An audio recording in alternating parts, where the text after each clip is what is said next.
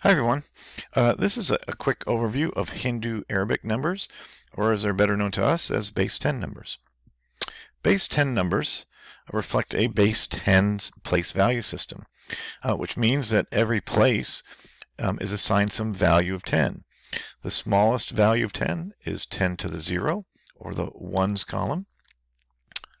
Then 10 to the first, or the tens, the hundreds. Then going to the thousands, you've got ones in the thousands, so 1,000, 10,000, and 100,000. To the millions, you've got 1 million, 10 million, and 100 million, and on up. Notice that these also have not only the descriptions, but they also have powers of 10 that describe each one. For example, the 10 millions would be 10 to the 7th. One of the first things that students do, and that teachers do with students rather when they're learning these, is helping students to name the numbers. So if I see a number like 23126, you don't want an elementary student saying 23126, but naming this correctly. So it's helpful to actually look at the broader category. So what you've got in this case is you've got 23,126. If I have a larger number like 42610, 4123, again, pretty awkward to say if you say it like that, but if you look at the categories, that would be 426,104,123. So that's how you would have students name these numbers. It's also helpful with base 10 numbers to write them in expanded form. So if I have a number such as 216, 145, or 216,145, I could write that in expanded form in one of two ways. I could write it in terms of the common names, which are these right up here, or in terms of powers of 10. So in terms of the names, I would have 2 100,000s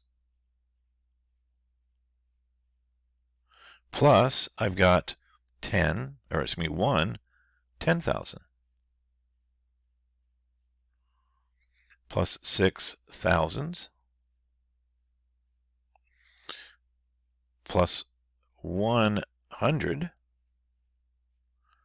plus 4 tens plus 5 ones. And again, that illustrates the property of place value systems.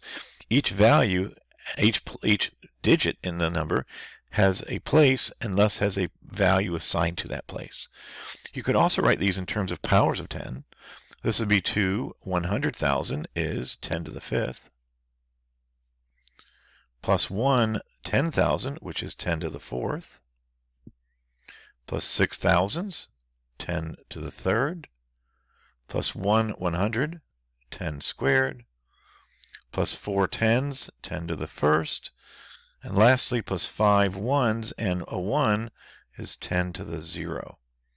Now if you suppose you didn't have any of one of these, so if one column is empty, I would still write it.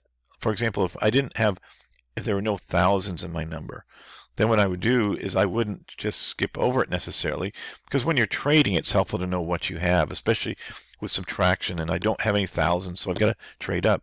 So you would actually write, I would have 0 10 to the 3rds if I have no thousands. The last sort of little tidbit about Hindu Arabic or base 10 numbers, and this is particularly useful as a teacher. It's very helpful to kids to get their hands on the numbers. And there are manipulative sets, concrete manipulatives, which allow students to visualize these numbers. The numbers, the sets, the concrete manipulatives are called base 10 blocks. And so what you have is you've got values representing ones, and a 1 would be called a unit. It's just one block. Tens would be 10 units, which is called a long.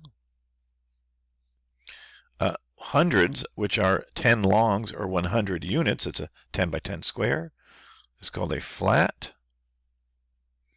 And thousands, which are 10 flats or 100 longs or 1,000 units, and that's called a block.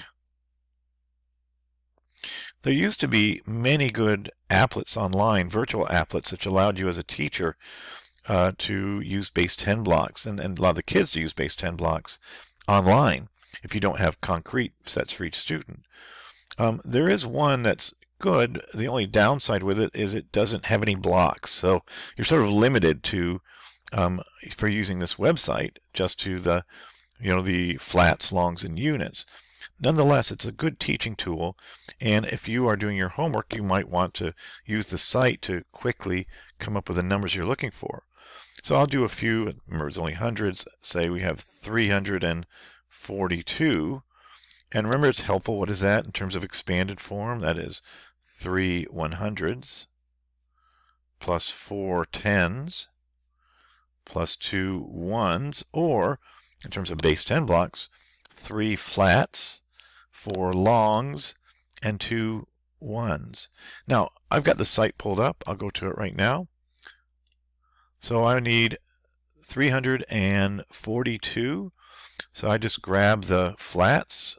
I need 1, 2, 3 of those. I need 4 10s or 4 longs. 1, 2, 3, 4. And then I need 2 units. So 2 units would be here. And that would be the number in base 10 blocks of 342. Say you're doing your homework, you might want to sort of use this and just take a like a screenshot of it, and you can insert it into your homework. Now what's nice about this site is you can then use different colors of your blocks. So I'm going to go to the red blocks. I think I got the red blocks here. Let's see if I do. Nope, that one doesn't. So let's see. Let's see if I can get to my red blocks. For some reason I can't right now. The red blocks are blocked, but you can do red, green, and yellow when you're at the site, and that would allow you to, there you go. So that would allow you to, for example, if I want to add another number, I can add the 100s, and I can do that in red, for example. Then what do you do when you join them? It sort of keeps track of the numbers. All right, so anyways, that's a quick overview of the Hindu-Arabic system, expanded value, and a concrete manipulative, which we'll be using quite a bit in the class in order to work with and add and subtract and so forth base 10 numbers.